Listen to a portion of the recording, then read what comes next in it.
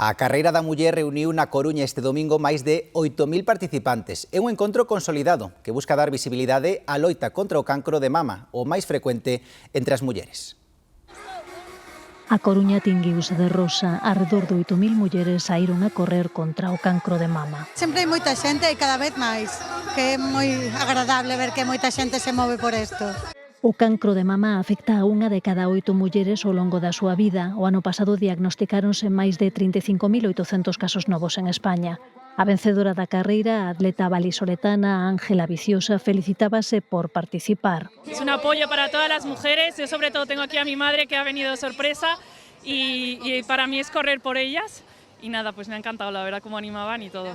A carreira da muller contra o cancro da Coruña caracterízase por congregar participantes de todas as idades. Xente de todas as edades, porque unha carreira popular como esta é o momento ideal para iniciarse na actividade deportiva. No me cansé. ¿Su nombre? ¿Quieres correr otra vez?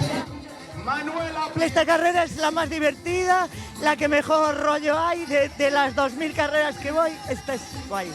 O evento busca impulsar a investigación, o diagnóstico precoz e a ampliación das alternativas terapéuticas tamén fronte ao cancro de mama metastásico, que representa entre un 5 e un 6% dos tumores de mama.